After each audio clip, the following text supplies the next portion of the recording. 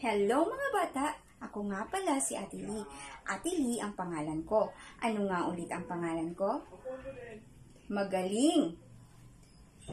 Ngayong araw, may kwento akong nais ibahagi sa inyo. Pero bago ang lahat, pwede ko bang hilingin ituon niyo sa akin ang inyong mga tenga at mata?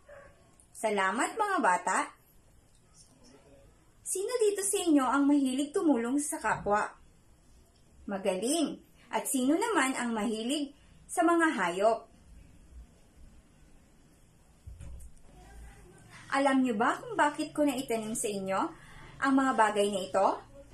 Dahil ang ating kwento sa araw na ito ay patungkol sa mga hayop na naninirahan sa kagubatan. Nakikita niyo ba ang makukulay na larawan na ito? Ayan! Ito ay ginuhit ni Binibining Adrian Bustos at sinulat naman ni Ginoong Kenji Barrios.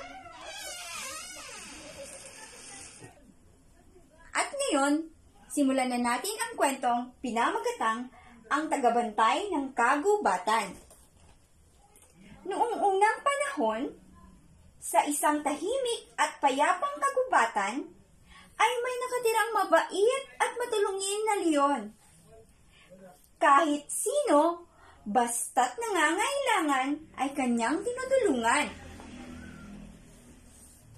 Isang araw, naisipan ni Leon na maglakad-lakad at mamasyal sa kagubatan.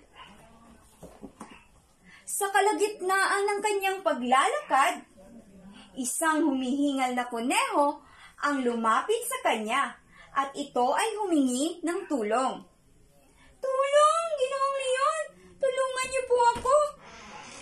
Ang aking kapatid po ay nahulog sa butas.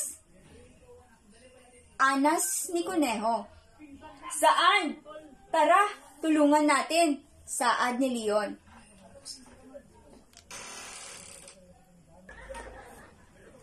Pinuntahan nga nila ang butas kung nasa naruroon ang kapatid ni Kuneho at agad naman itong tinulungan ni Leon na makaahon sa butas.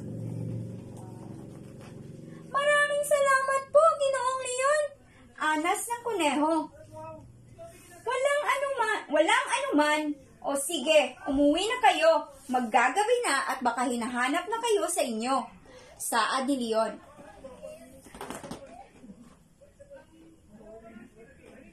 Anong nangyayari?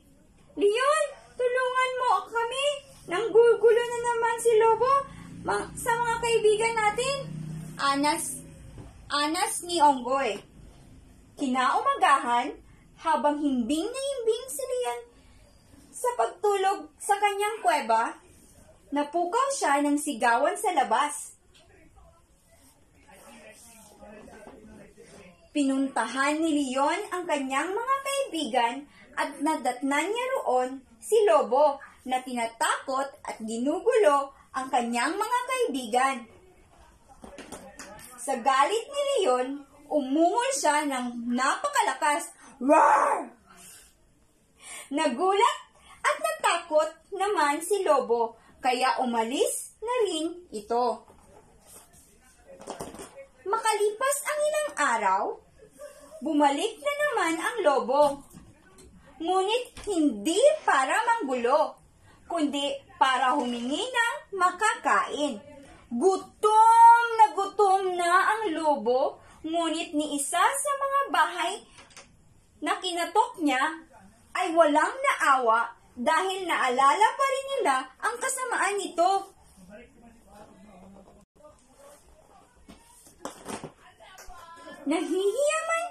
Nahihiyaman ang Lobo ay nahumingi ng tulong kay Leon, wala siyang pagpipilian dahil gutom na ito. Leon, maaari ho bang makahingi ng makakain? Saad ni Lobo. Halika, tumuloy ka, sabi ni Leon. Pinatuloy ni Leon si Lobo sa kanyang kuweba at hinandaan ng iba't ibang masasarap na pagkain. Nang siya ay paalis na, nakonsensya naman si Lobo sa kanyang mga masasamang ginawa at humingi ng tawad rito. Patawad sa lahat sa mga nagawa ko sa iyo at sa mga kaibigan mo, saad ni Lobo kay Leon. Okay lang, basta wag mo nang uulitin at masama iyon. Halika't sasamahan kita sa kanila, saad ni Leon. Sinabi ni Kuneho ang lahat ng nakita niya at kung paano ni Leon si Lobo ipaghanda ng makakain. Sinabi rin niya na pinatawad na ito ni Leon at nagsisisi na ito sa kanyang mga nagawa. Nakarating na si Leon at si Lobo sa kinaroroonan ng kanilang mga kaibigan at humingi na ng tawad si Lobo sa kanila. Patawarin niyo sana ako sa aking mga nagawang kasalanan. Pangako, hindi na mauulit pa ito, saad ni Lobo. Nangako si Lobo na hindi na niya uulitin ang mga nagawang kasalanan. Nakita naman ng mga kapwa nito na totoong nagsisisi na siya. Kaya pinatawad niya ito at kinaibigan. Simula noon, naging payapa na ulit ang kagubatan. At dito nagwawakas ang ating kwento. May natutunan ba kayo, mga bata? Magaling, mga bata, dahil ang totoong aral ng kwentong ito ay huwag gumawa ng masama at maging bukas sa mga nangangailangan ng tulong at matutong magpatawad sa ating kapwa. Hanggang sa muli, ako si Ate Lee. Paalam! Hindi,